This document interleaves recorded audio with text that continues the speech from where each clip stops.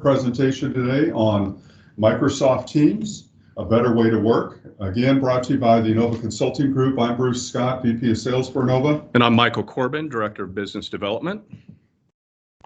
And just real briefly, wanted to give you an update on who INNOVA Consulting Group is and why you might want to listen to us. We're the company about forward motion. We're really here to help our clients find success as they transform their business with Microsoft Cloud technologies. We're Microsoft Gold Partner and Silver Partner, depending on the particular work stream. And our areas of focus are primarily in three core areas: business applications, ERP and CRM solutions. We also have custom application development, which we're supporting full custom solutions for enterprise, such as the state of Kansas driver's license. And then as part of our usage and adoption practice, we're talking today about Microsoft Teams. Around all of those three application areas that we support, we have our cloud practice driven on security and helping to manage your data and make sure that it's fully available to the operations. And core to all that is the overall IT strategy, which we can help you with setting the IT strategy, understanding your roadmap, and then deploying these different applications and increasing efficiency and reducing costs. All right, let's get started on the Teams focus. Right now, Teams is the fastest growing business app in Microsoft's history, which is saying a lot. Teams has over 13 million daily active users, more every day. That's 3 million more than Slack.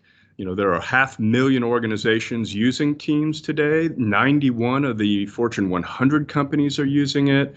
It is supported by 44 different languages. And there's over 150 companies that have over 10,000 users using Teams. Where does Teams fit into the Microsoft ecosystem is a question we often get asked. If you look at its, this crazy infographic, the Teams is one application within Office 365. You have all the Dynamics applications, then Office 365, LinkedIn, Power Platform, and all of this, of course, sits on top of Azure, and it's all connected now through Common Data Service. So again, we're going to just look at Teams today, but want you to understand that it's all connected now and sits on top of in Azure. When we look at Teams, we tried to break it down. Where do you use Teams? Where do you use Outlook? Where do you use SharePoint? And we have approached it with a me, we, us look. So the me is just yourself. You're using Outlook on a daily basis for email. You have your local hard drive. You have your OneDrive that comes with O365, which is your cloud storage. Within Teams, you can do one-to-one chats or instant messaging, telephone calls. And so that's really your world. Then when you look at we, it's a team within your organization, a project team or a group within an organization. Teams, so in this case, you would set up a team with those members and be able to communicate through chat and video and voice, all the same, and sharing documents. You might also have a SharePoint folder or site where your team is sharing documents. Planner is a project management tool that we would be using. And then ultimately there's the us, and that's the big picture, the entire company-wide organization. Companies will have an intranet site, like Titan is an example, different communication sites, or Yammer is another application that is very much like a social media feed exchange where there's a lot longer term sharing and interaction over throughout the year with the company. Exactly, and one of the other benefits of Yammer and some of these other applications are that they're not only within the organization, but you can share it across your ecosystem of clients, partners, and customers, not just within the company. So that's the big picture of us. Yeah, exactly. So within the Microsoft Teams environment, it's really at its core a chat tool, and it helps drive your chat, calls, and meetings within a unified collaboration environment. It provides you with that enterprise security, compliance, and manageability as it's driven through the Office 365 and Active Directory solutions within the Microsoft suite. It does enable enterprise calling and voice. It has built-in Office 365 app integration, and it's fully integrated across the Office 365 suite. And as you can see from the pictures that are here, you're seeing it in a mobile format as well as in a desktop or a tablet format. So simultaneously, I can be communicating through Teams, fully synchronized on any of my devices anywhere.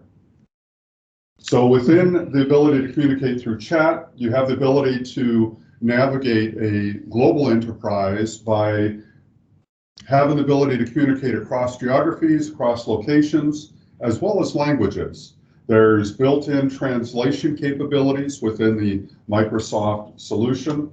You can share information across those applications, and the other advantage here over, say, Skype for Business is that all of your chats are threaded and persistent, which means you have a complete history of all your chats. So one of the challenges I've seen in the past with Skype for Business is you have a chat, you close the chat, now your data's gone. You've lost all history that you had associated with that conversation or dialogue with a colleague. Well, within Teams, that's all considered part of the persistent communication channel, and it's archived and maintained. You know, one of the things I like, you can also add GIFs and memes and emojis. When you paste in a URL of a website, it'll show you a preview of that website, a little snippet of it. So it's a great way to quickly view something. And again, I want to reemphasize that, you know, ultimately it's chat is where it starts. You know, this is a chat device, but the point is that it's interconnected with all of your other Microsoft applications, O365 applications.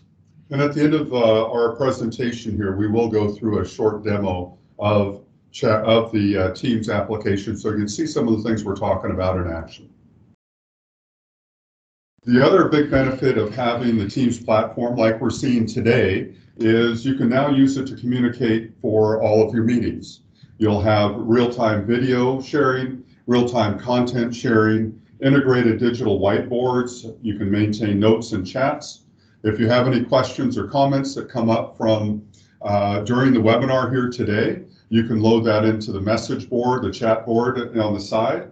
And there's a little icon that has a chat feature. And if you click on that, it'll open up in the Teams environment, a little chat sidebar on the right side.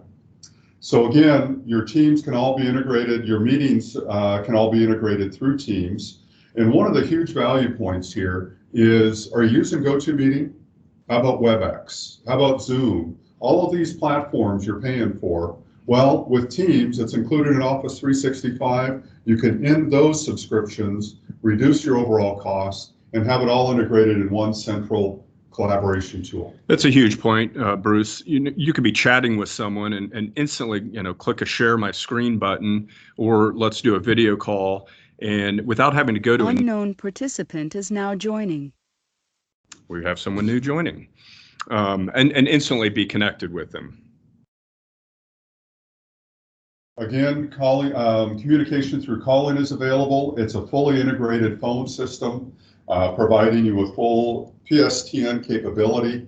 It does have an automated attendant. Mm-hmm. So if you want to have the ability for your company to have the phone answered and say, push 1 for sales, push 2 for service, you can actually enable it to use a dial by name directory. And all of that is integrated as part of the Teams calling plans. And the quality is incredible, and we'll get to why that is shortly. The other opportunity you have with Teams is you can really customize and extend the application, both with a large suite of apps that are available through the Microsoft App Store in terms of third-party solutions. You have the ability to customize your channels, so you can pin important files to a specific channel, apps. You'll have dashboards. It shows you a complete list of your file history. So if I've received something in chat, I've received something in email, I've recently opened some files through my documents, all of that history of your documents that you're accessing are available through Teams. So it gives you a quick, easy way to access the files that you've most recently been looking for. I know when I'm involved in trying to find a file, I have to remember where it's at. Teams provides that ability to quickly access it and get to where you want to be. Simplifies the management of all those apps and services through the modern O365 portal, and it really empowers your first-line workers with the tools they need to communicate, collaborate, and quickly get things done. Yeah, there are literally hundreds of apps and more each day that are integrating into Teams. So the goal of this is to become a grand central portal for your communications, and it's well on its way to doing that. Again, within the collaboration, one of the fundamental parts of the structure, and I'm sorry if everyone could mute, that would be fantastic, because we do have it on an open channel today. But Teams is built with SharePoint as one of the foundational elements of the Teams infrastructure. So as you set up a team, or you're in Teams and you set up a team group, for instance, we set up a sales team. And within that sales team now, I've got a file share location where we can share all of our files, and it gives you that built-in capability that comes with SharePoint in terms of having all of the file revision history and all of the document management and control requirements that you need. Yeah, without getting too technical, SharePoint works better with Teams. It's much easier to share files and set up folders, and then you have that layer of communication around that, and then that history, so for version control and working on collaborating together on projects, it's a better way to do it. And so the real value here is you have one portal that gives you access to your SharePoint, OneNote, Power BI, Planner, Flow, Power Apps, your calendar, your chat. All of that is driven through the one application here within Teams. And another important element here is the ability to make sure that you have the security and compliance for your organization rolled out in a way that you know is secure. One of the challenges that the IT community often faces is that they have all these different apps that are providing all these different solutions, and each one has to be managed independently. So for instance, we might have Slack going, we might have GoToMeeting going, there's other applications, and all of those have different portals to manage security and compliance for the corporation. And you have to ensure that they're compliant with any of the specific requirements you have as a business, like HIPAA, GDPR, PII, SOC 1, SOC 2. All of that gets tied into the Office 365 security and compliance infrastructure. Mm-hmm. So you built-in protection. It has e-discovery built in, so it's recording all of the communications and chats. So you have full e-discovery capability along with data loss prevention.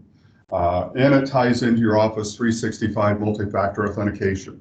Mm-hmm. So people are in the app, you know that they've been authenticated and authorized to be there. Yeah, there are many admin controls in Active Directory to manage users and what they can do and see. And we're not going to get that technical, but we do have some resources that we'll share at the end of the presentation that you can dive a little deeper into it. So when we look at, we've spoken to this, it works across, it's cross-platform compatible simultaneously, seamlessly. You can be on your phone viewing a presentation or a meeting.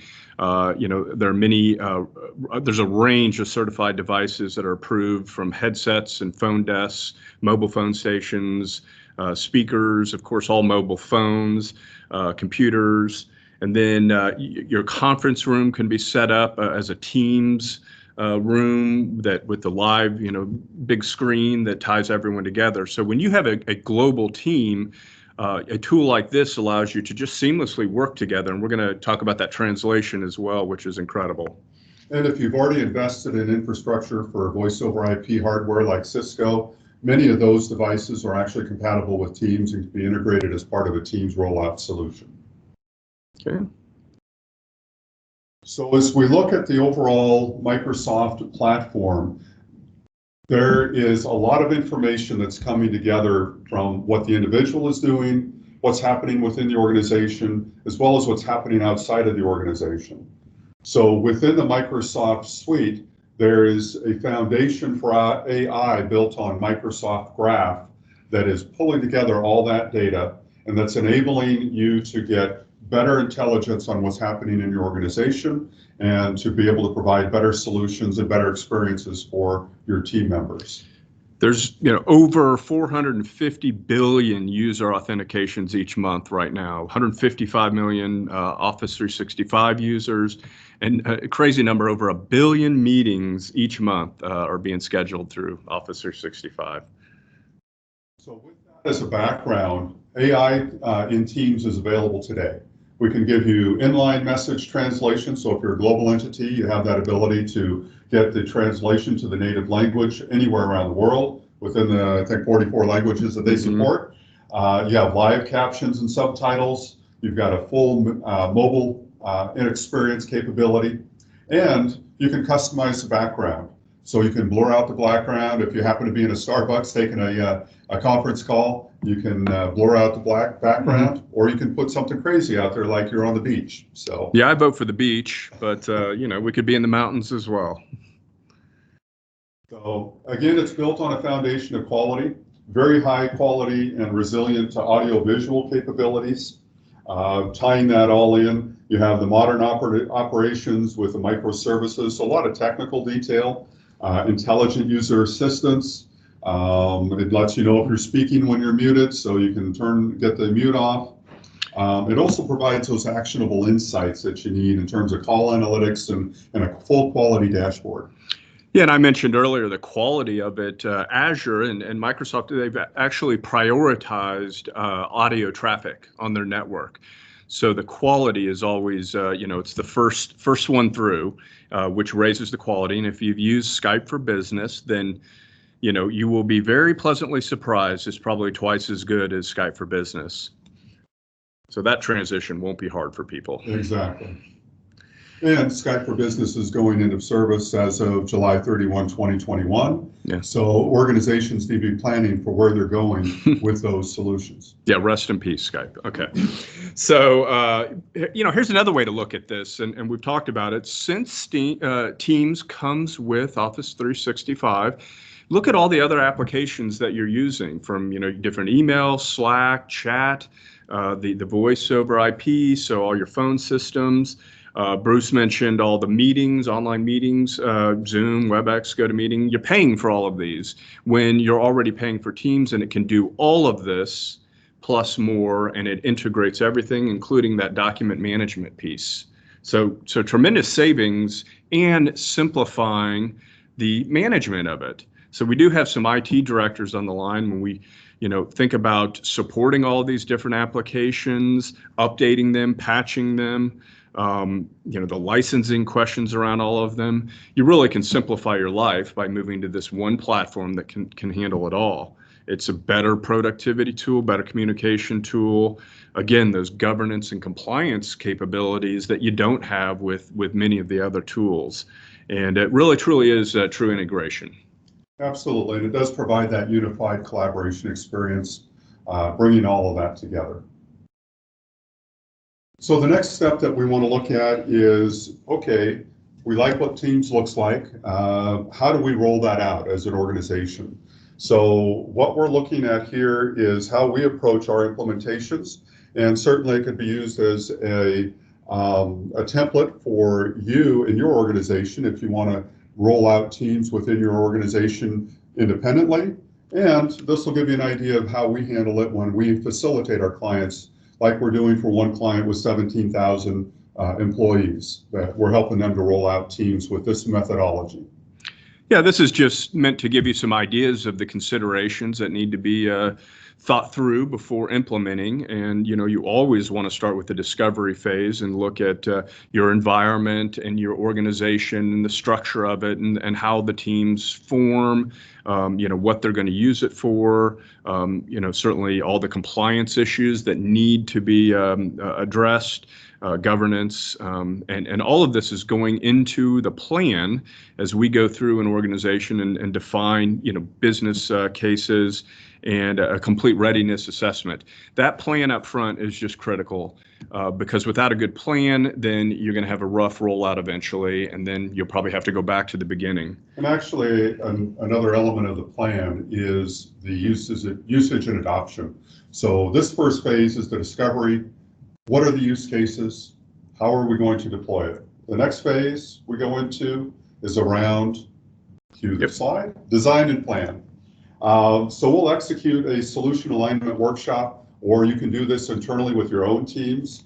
What you want to be doing is, and what we help to do, is define the various teams' features, their use cases, peer-to-peer calling, teams, channels, any third-party plugins you might want. We examine those different use cases, see how can we deploy teams to help improve productivity overall. If you want to integrate it as your full cloud PBX and PSTN solution, then we define those requirements. And as we go through a pilot, we'll design a pilot, and that'll help us to remediate any issues that might come up. Yeah, we'll start with a small team, let them play with it, and make sure everything is working properly before rolling it out. And that's quite often your early adopters and those that have that ability to be flexible when things don't go exactly as planned. Yes. But it lets you work out the bugs on the plan as you're going forward before you go into full production rollout. Right. Well, the third phase is the training and adoption. And this is as critical as phase 1 and 2. The training is going to depend upon the organization and what you're using Teams for. There's so much functionality to it. So we'll build training programs specific for our customers, depending upon what they're going to be using it for. And you can see, the different channels, peer-to-peer chatting, collaboration, integration with O365. I'm not going to read it all, but there are many factors that we will go through in training people up, because you can't just throw them in the deep end of the pool. It'll either they have a bad experience out of the gate and then they won't adopt it, and we want to make sure that help them walk before they run with Teams. And another key point here, we've seen clients that have just turned on Teams and said, okay, everybody go for it. And that can create some real problems, because if you don't set up in the front end the proper governance and plan and get people trained on how to use it, you're going to end up with an out of control system that you'll have to spend more time and money trying to remediate and fix on the back end. So it really makes, it's a good investment of time to go in and make sure you've really understood the use cases and put together the implementation plan. Yeah, so here are some more training and adoption considerations that we look at. Again, a lot of this has to do with the setup of it and making sure that if you set it up properly, then it'll take care of itself. Letting people know, you can't have outside guests, or they'll get frustrated if they don't know that is not an option for them. And doing a live event like we're doing right now, that takes some training. So that's something that we can help with. Now here's just a quick case study for a large company here in Kansas City that everyone knows. Cerner has adopted Teams, and when you look at Cerner, almost 30,000 employees all over the world, multiple languages, and it's just a great quote here that with Teams, they can all stay connected and collaborate pretty effortlessly, which is quite a statement. And Teams is a way to combine all the different communication channels that you've had in the past into one modern experience. So I just love that quote. Now, how can INNOVA help you? We'll kind of end on this note. We do have some resources here for a deeper dive into Teams, some more technical presentations that we have found and learned from. So we'll share this with everyone. INNOVA can help with any of the Dynamics application implementations like ERP system, CRM, certainly O365, and for example, Teams or SharePoint migrations. We can also help with licensing. We are a direct CSP, so we can help you save some money there and help guide you through the multiple options of Microsoft ever-changing licenses. We do Azure assessments as well, and a lot of migrations to the cloud. The Power Platform is another. That's a whole nother webinar that we should schedule. Power Apps, Power BI, Flow. These are just incredible tools that are coming online. They're all connected now with that common data service, and we can help guide that. And so, we ultimately provide service and support, and so companies can just hire INNOVA as a resource for their teams. And we would love to have your feedback through the chat if you have any ideas of what your preferences would be for a next webinar. Yeah.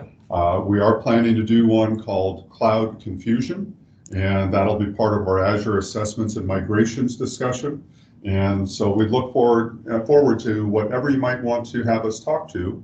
If there's other areas of confusion or other areas you'd like to learn more about what's going on with Microsoft. Cloud chaos coming next month. Stand by.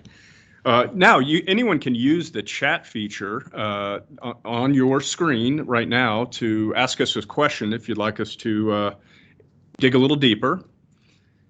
I'm going to leave that date. Our next event is on October 17th. And so, Michael, if you escape out of that, maybe you can show them how to turn on the chat feature. So if you bring up your window, and down in the middle there, you can see the little red button next to the chat box. So when you click on that, that brings up the chat. And I've actually put a little note out there to ask your questions here. And we are on open mic, so if you do want to chime in, we can do it that way as well. Yeah, absolutely. Perhaps while we're here, you could take us on a little tour of how we're working with Teams. Yeah, so you see on the left menu, this is where all your different apps are. So even if you had a custom app, it'll show up over here. Activity is one of my favorites. This is where all of your activity and throughout your Office 365 show up, and you can see just a string of. It's easier to find a recent document through Teams than it is digging through files and folders. Files, it'll show you all the latest files that you've loaded up. I know I haven't shared any here. The chat feature, and here's what we're in right now. Oop. So we're in real time. Yeah. What's happening at the beginning of the meeting? Some people had some trouble logging in. I think we got it started a little late, but hopefully you made it in. And so individual chat, and this is with, again, the folks in the we in your organization. You can set up different chats and share files through. Yeah, through so Teams. that's more the me function, right? So this is my one-on-one chat section. Right.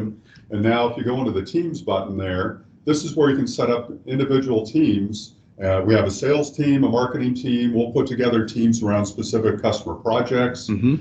So we have teams set up, and we can share files. We can communicate with all the team members that are included in that particular team. And you can include outside resources. So we tie our customers in to those teams' environments so that they're able to communicate with us real time through Teams in a chat fashion against a given project we're working for them. Yeah, I'm afraid of showing confidential information here, so we're going to head back. But you can see that's your calling feature. Right? Yeah, the calendar. So the calendar is fully integrated. You can set meetings through Teams, and it'll automatically be in your Outlook calendar. You can, within Outlook, schedule a meeting and make it a Teams meeting. So it's fully integrated back and forth. The phone system, as we've talked about, and then file sharing and more. So. We do have a quick question here on Teams calling. Is it possible to deploy a phone attendant directly in Teams, or does it take additional software? And Sandeep, I don't know if you want to chime in on that one in terms of the phone attendant. So auto attendant in the phone does not require any third-party software. The only thing that it would need, like any other phone connection, you need a phone device, like a phone instrument. That would be the only investment that we may have to make if we move our voice chats or voice directions to an actual physical phone. Most organizations use a headset so that they don't even want to use a separate phone instrument to make a phone call. But very much there are some approved devices that Microsoft has approved, some Polycon devices, some some Jabra devices. Those are approved for Teams communication.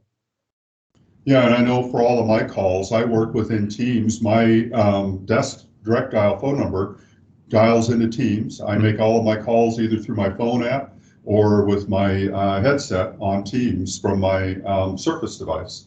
So that's all integrated. Yeah, there's an app for your phone, which acts, it's just like your phone.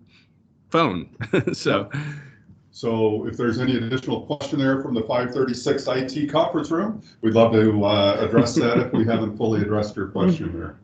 And we've got a nice little gift there for great. So appreciate that from Rob Lopez. Yeah. Any other questions that are coming in from the field?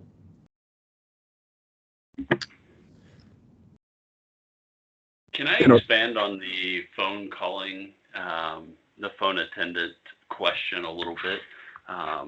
We're potentially looking at deploying Teams and using it for making phone calls across the organization. With that in mind, kind of the concept would be like a front desk person answering the majority of those calls.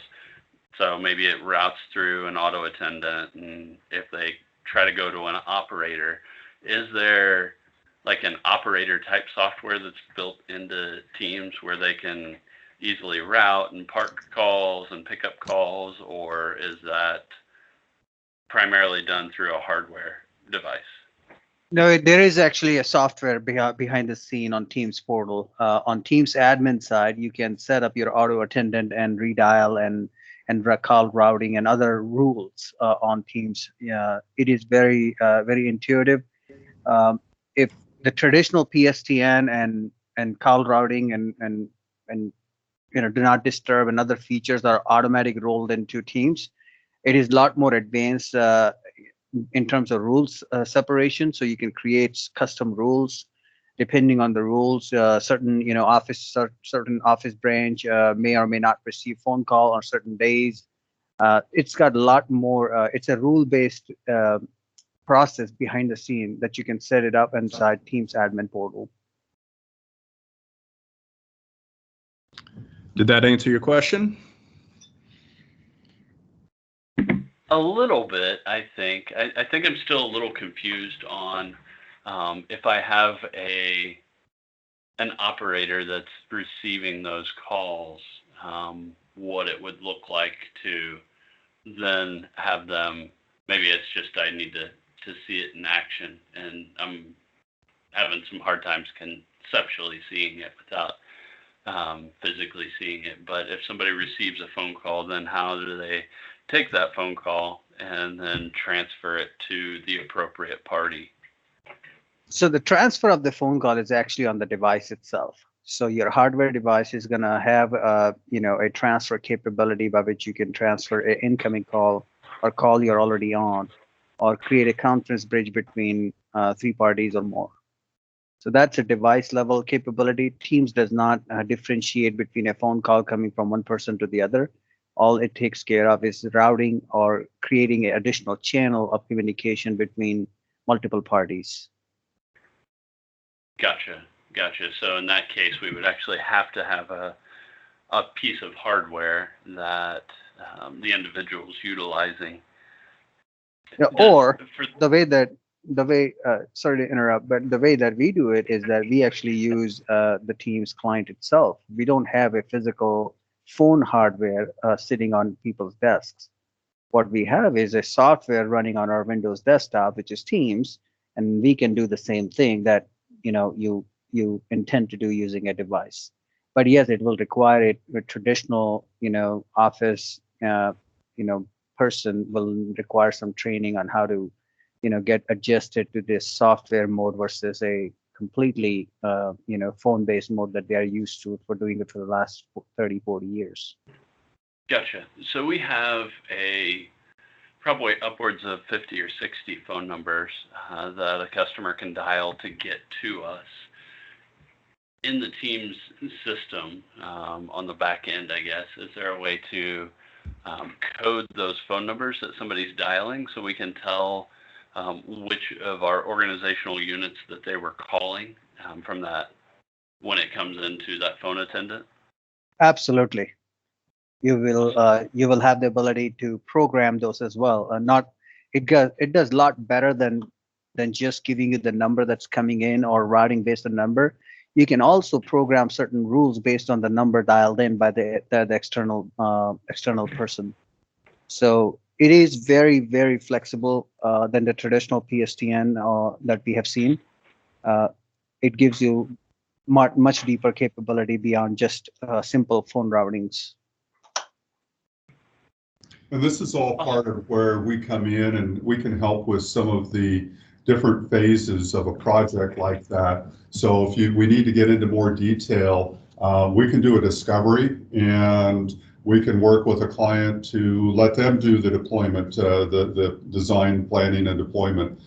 We can do all three phases of a project. We can do one or two or three of the phases of a project. And this is where that use case scenario comes in that we were talking about, really understanding those individual use cases and then designing the system, making sure that it has all that functionality and capability that you're looking for, and then how to configure the system so that it meets all the needs you have. So great questions, appreciate that. Yeah, please feel free to follow up with us if we didn't answer your questions. This, again, was recorded, and so we're going to be sharing it with everyone. We'll share the deck as well with you, and hope that you enjoyed it and benefited from what we shared today. It's really the tip of the iceberg. And do we have any other questions? I don't see anything else coming in at the moment, but I just want to make sure we open the field for other questions if there are any. And going once. Yep, I'm going to launch Tony the Tiger there one more time. Right. And there we go. Thank you all for joining us. Appreciate it and hope you have a wonderful day.